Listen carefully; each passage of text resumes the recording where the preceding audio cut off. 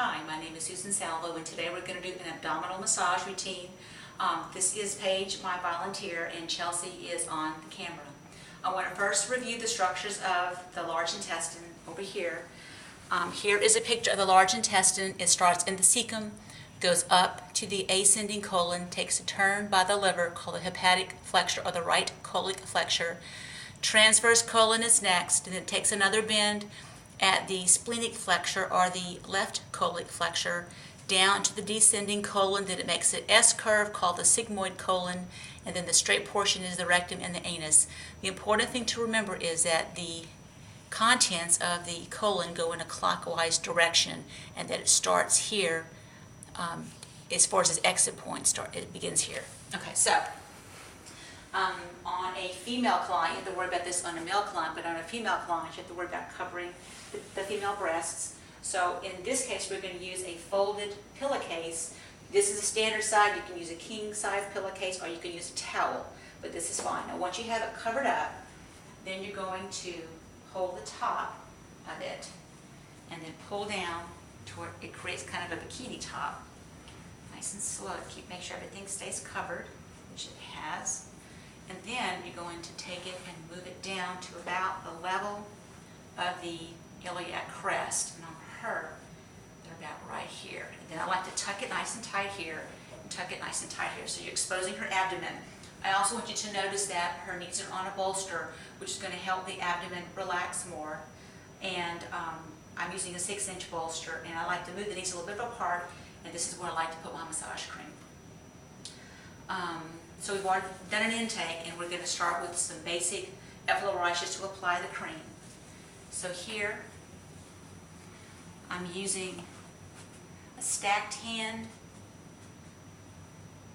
circular effleurage over her abdomen. And again, I'm encompassing all the area, ribs to iliac crest. I'm doing kneading stroke, petrissage across her abdomen, just to make sure we have cream also on the sides as well. Okay, which we do. So again, I'm going to go back to the stacked hand circle effleurage, moving in a clockwise direction. And then what I'm going to do is I'm going to start at the sigmoid colon. I call this uncorking the colon. You're going to do a circle and a tail. Come up an inch, circle and a tail, circle and a tail. And if you notice, I'm just following the direction of the colon, but I'm going backwards to try to be sure that the contents closest to her rectum is cleared out before I start moving anything from the other areas of the colon down.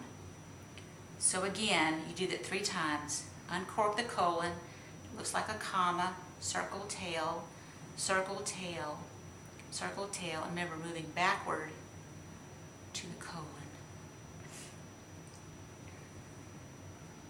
Circle tail, circle tail. Then what I'm going to do is I'm going to pray your hands, and I'm going to vibrate the 4 corners. This is the cecum. This is the hepatic flexure, the vibration. I'm going to the splenic flexure, and then the sigmoid colon here. Starting around her navel, I'm going to do a stacked hand, and I'm going to do a vibration in an expanding circle from the navel out to the borders of the abdomen, which again are the rib cage and the pelvis. You can also do the vibration like we just did on the flexures all over.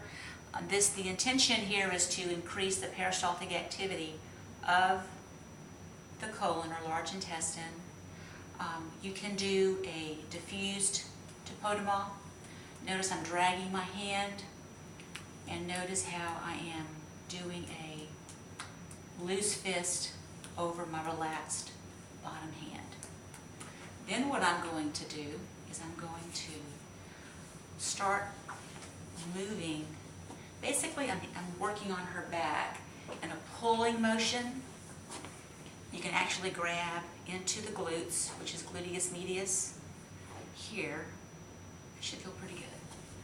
And then you can actually do a little bit of raking the ribs. Hopefully you can see my fingers in between her ribs here, moving up. Usually at this point the client goes, oh, that feels so good, because you're lifting and almost stretching a little bit on the back here. Okay. You can, if you're comfortable doing this, take your fingers going onto the edge of the ribs and taking her ribs and kind of going a little bit into the diaphragm. There are some trigger points that are sometimes into the diaphragm. Noticing I'm folding the rib cage onto my bottom hand. Got some girdling going on there. And kind of burying it into the area of the diaphragm, not too deeply. This is kind of a sliding, I'm going this way, I'm not going down. I'm going, my pressure is upward, not down toward her vertebra. Okay, good. Then you're going to do the other side, which I'm going to walk around. Try to stay in contact with the body if you can. Not a requirement, just something that feels good. And then we'll do this side, pulling.